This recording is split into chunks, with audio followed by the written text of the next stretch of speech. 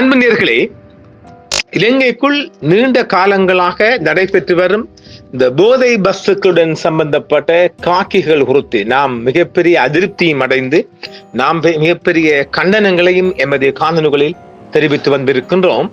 நீண்ட காலங்களாக இந்த கருத்தாடு காக்கிகள் இந்த போதை பஸ் கடத்தல் கும்பலுடன், மாஃபியா கும்பலுடன் மிக நீண்ட கால தொடர்பில் இருந்து வருகின்றார்கள் என்பதும், கஞ்சிப்பானை இம்ரானை இந்த காக்கி படையின் குறிப்பாக முன்னாள் ஐஜி தேசபந்து தென்னகோனுக்கு கூட தொடர்பு இருக்கலாம் என்று சொல்றோமா, அப்படியான ஒரு வகையில் தான் இந்த காக்கிகள் இன்னும் இயங்கிக் கொண்டிருக்கின்றார்கள். அந்த வகையில் இந்த ஜேவிபி அரசு வந்த பிற்பாடு மிகப்பெரிய ஒரு களையெடுப்பு நடைபெற்று வருவதை நாம் எல்லோரும் அறிந்திருப்போம், பார்த்திருப்போம், கேட்டிருப்போம், கண்டிருப்போம். இப்படியாகத்தான் இப்பொழுது இந்த களையெடுப்பு விடயங்கள் நடைபெற்று வருகின்றன. அந்த வகையில் நாமளும் தொடர்ச்சியாக காலி பகுதியில், தென் பகுதியில் ஆழ்கடல் மீனவர்கள் போர்வையில் நீண்ட காலங்களாக சர்வதேச எல்லைக்குள், அதாவது பாகிஸ்தான், ஈரான் போன்ற நாடுகளிலிருந்து கடத்தி வரப்படுகின்ற கப்பல்களில் இருந்து ஆழ்கடல் மீனவர்களின் வள்ளங்களில் கைமாறப்பட்டு வருவதாகவும் நாம் பல தடவை இந்த காணொலிகளில் சொல்லி வந்திருக்கின்றோம் இல்லையா? அவைகளும் பிடிபட்டிருக்கின்றது. கூடுதலாக பாகிஸ்தான், ஈரான் போன்ற முஸ்லிம் நாடுகளில் இருந்துதான் இந்த போதை வஸ்துக்கள் அதிக அளவு இலங்கை, இந்திய நாடுகளுக்கு இறக்குமதி செய்யப்படுகின்றது கடல் வழியாக. அப்ப நாம் ஏற்கனவே சொல்லி இருக்கின்றோம், இந்த ஆழ்கடல் மீனவர்கள் போர்வையில் உண்மையிலேயே அவர்கள் மீனவர்கள் தான், அதுக்கு மாற்று கருத்துக்கு இடமில்லை. ஆனால் இந்த பார்ட் டைமாக, இந்த ஒரு பகுதி நேர வேலையாக மீன்களையும் பிடித்து கொண்டு வலைகளையும் அள்ளி சென்று மீனவ உபகங்களும் சென்று சர்வதேச எல்லைகளிலிருந்து ஏராளமான டொன் கணக்கான போதை வஸ்துக்களை கடத்தி வருவது. இவர்களுக்கான சம்பளம், அதை பற்றி நாம் சொல்ல போன 20% 40% பணத்துடன் இது அதற்கான கூலிகளாக, பங்குகளாக உயர் ரக போதை வஸ்தும் பவுடரும் வழங்கப்பட்டு வருகின்றது குறித்து நாம் மிகப்பெரிய ஒரு ஆய்வு ஒன்றை கண்டுபிடித்துள்ளோம். அது குறித்தான தகவல் வருகின்றோம். அத்துடன் இதுவரைக்கும் இந்த ஜனவரியிலிருந்து இந்த 10 மாத காலத்துக்குள் போதை பஸ் கும்பலுடன் கடத்தல்களில் ஈடுபட்ட இதுவரைக்கும் 68 காக்கிகள், கருத்த காக்கி கருப்பாடுகள் பதவி நீக்கம் செய்யப்பட்டிருக்கின்றார்கள். அவைகள் குறித்தான செய்திகளுக்குள் வருகின்றோம். Senior superintendent of police SSP Hemal Prasantha, இவர்தான் director of police narcotic bureau, போதை வஸ்து பணிப்பகத்தின் பணிப்பாளர், காவல்துறை போதைப் பொருள் தடுப்பு பிரிவின் இயக்குனர், மூத்த காவல்துறை கண்காணிப்பாளர் ஹேமல் பிரசாந்த தொடர்ச்சியான விசாரணையின் மத்தியில் இடமாற்றம் செய்யப்பட்டார் என்று காவல்துறை தலைமையகம் தெரிவித்திருக்கின்றது. ஆக இப்படியான குற்றவாளிக்கு இடமாற்றம் தான், அது ஒரு. ஆனாலும் CR இங்கொரு தொடர்கின்றது. இது ஒரு 50 லட்சம் பணத்தை, அதாவது இந்த போதை பஸ் குறித்தான தகவல்களை காட்டி கொடுப்பவர்கள், போதை பஸ் குறித்தான தகவல்களை இரகசியமான முறையில் போலீசாருக்கு வழங்குவது குறித்தான பணம், ரிவார்ட்ஸ், அவளுக்கு கிடைக்கின்ற பணம், இதான் இந்த ஆட்டையை போட்டிருக்கார். தகவல் அளிப்பவர்களுக்கு ஒதுக்கப்பட்ட 5 மில்லியன் ரூபாய் பணத்தை தவறாக பயன்படுத்துதல், நிர்வாக தவறுகள் மற்றும் போதைப் பொருள் சோதனைகளை மோசமாக நடத்துதல் ஆகிய குற்றச்சாட்டுகளை தொடர்ந்து இந்த இடமாற்றம் அந்த அண்ணாட்சிக்கு வந்திருக்குது. இடமாற்றம் தான் கொடுத்திருக்கிறாங்க. குற்றம் சாட்டப்பட்ட நிதி முறைகேடு குறித்து குற்றப்புலனாய்வு துறை CID விசாரித்து வருகின்றது. விசாரணையில் பல வகையான தவறுகள் இருக்கின்றது. அந்த பணத்தை அவர் முன்கூட்டியே எடுத்து ஆட்டையை போட்டு அவருடைய வைஃப் என்றே தம்பின் அக்கவுண்ட்ல போட்டுட்டு இப்ப மீண்டும் அந்த பணத்தை கவர்மெண்ட் கணக்கில் ஒப்படைத்திருக்கார் விசாரணை ஆரம்பித்த பிற்பாடு. அதனால் அந்த திகதிகளையும் பணம் வைப்பிடப்பட்ட திகதிகளை CID கண்டுபிடித்திருக்கு என்பதால் மிக விரைவில் இவர் இன்ட்ரடிக்ஷன் பண்ணப்படுவதற்கான மிக மிக அதிக வாய்ப்பு இருக்கின்றது. இயக்குனர் மீது நடந்து வரும் விசாரணைகள் காரணமாக அவர் இந்த இடமாற்றம் செய்யப்படுகிறார் என்பதும் ஒரு கூடுதல் தகவல். காவல்துறை போதைப் பொருள் தடுப்பு பிரிவின் இயக்குநராக பணியாற்றிய மூத்த காவல்துறை senior superintendent of police Hemal Prashanth அவருக்கு எதிரான தொடர்ச்சியான விசாரணை தொடர்பாக இந்த இடமாற்றம் நடைபெற்றுள்ளதாகவே போலீஸ் போலீஸ் கமிஷனும் தெரிவித்திருக்கின்றது. தகவல் அளிப்பவர்களுக்கு இன்ஃபார்மர்களுக்கு ஒதுக்கப்பட்ட 5 மில்லியனை தவறாக பயன்படுத்துதல் நிர்வாக குறைபாடுகள் காரணமாகவே இந்த அடுத்தது போதை வஸ்து கடத்தல்காரர்களை முறையாக அவர் சேச்சிங் பண்ணல, முறையான சோதனைகளை இவங்க செய்யல என்றதும் வெறுமேல் ஒரு குற்றச்சாட்டு விழுந்திருக்குது. அதன்படி செப்டம்பர் 25ஆம் தேதி இயக்குநரை இடமாற்றி இருப்பதாக தேசிய போலீஸ் ஆணைக்குழுவும் தெரிவித்திருக்கின்றது.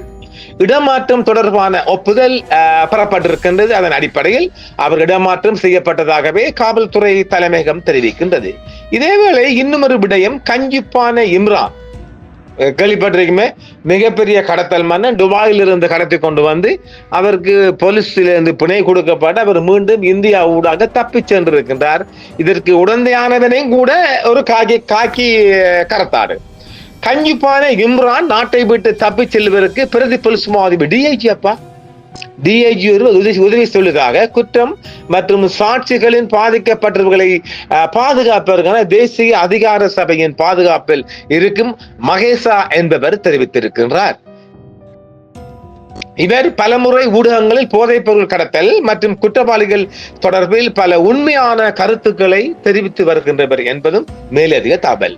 கஞ்சிப்பான இம்ரான் இந்தியாவுக்கு தப்பிச் செல்வதற்கு அவரே அனைத்து உதவிகளையும் செய்துள்ளார் என்றும் அவர் இன்றும் பிரதி போலீஸ் மாதிபர் பதவியில் இருக்கின்றார் என்றும் இந்த அமைப்பின் அந்த உறுப்பினர் தெரிவித்திருக்கின்றார். இந்தியாவுக்கு படகு மூலம் தப்பிச் சென்ற கஞ்சிப்பான இம்ரான் வேறொரு நாட்டுக்கு சென்று விட்டதாகவும் தெரிய வந்தமை குறிப்பிடத்தக்கது. அப்ப இந்த இந்திய கடல் எல்லை எல்லோருக்கும் ஒரு தப்பிக்கும் பகுதியாகவே பார்க்கப்படுகிறது. ஆனால் கடல் பாலம் அமைந்தால் தப்பிக்கொள்ள வாய்ப்பு குறையும் என்றால் பந்தோபஸ்து அதிகரிக்கலாம்.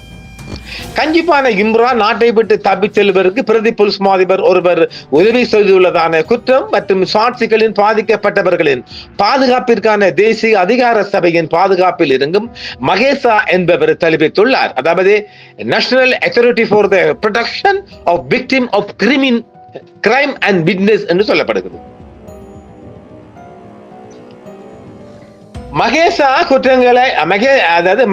குற்றங்களால் பாதிக்கப்பட்டவர்கள் மற்றும் சாட்சிகளை பாதுகாப்பதற்கான தேசிய அதிகார சபை என்பது 2015ஆம் ஆண்டில் 4ஆம் இலக்க குற்றத்தால் பாதிக்கப்பட்டவர்கள் மற்றும் சாட்சிகளுக்கு உதவி மற்றும் பாதுகாப்பு சட்டம் குற்றத்தால் பாதிக்கப்பட்டவர்கள் மற்றும் சாட்சிகளை பாதுகாப்பதற்காக தேசிய அதிகார சபையை நிறுவுவதற்கு வழிவகை செய்கிறது. குற்றத்தால் பாதிக்கப்பட்டவர்கள் மற்றும் சாட்சிகளின் உரிமைகளை பாதுகாப்பதற்கான ஒரு முறையான சட்ட கட்டமைப்பை அடையாளம் காண்பதன் மூலம் நீதி நிர்வாகத்தின் போக்கை வழிப்படுத்துவதே இந்த சட்டத்தின் நோக்கமாகும். இது பத்திரமுள்ள டென்சில் கொபேகடபா மாவட்டத்தில் எண் 428 கீழ் 11A அமைந்துள்ள அதிகார சபையாகும். இது 2016ஆம் ஆண்டு ஜனாதிபதி மைத்ரிபால சிறிசேன அவர்களால் உத்தியோகபூர்வமாக பொதுமக்களுக்காக இது நிறுவப்பட்டிருக்கின்றது. பின்னர் 2016ஆம் ஆண்டில் 1966 2ஆம் இலக்க அதிவிசேட வர்த்தமானியிலும்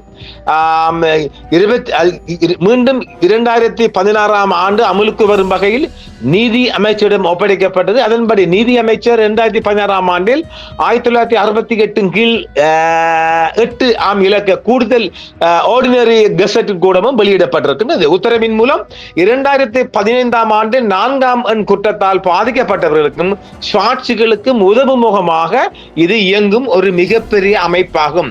இலங்கையில் ஒரு முன்னணி அமைப்பாகவும் இது பார்க்கப்படுகின்றது.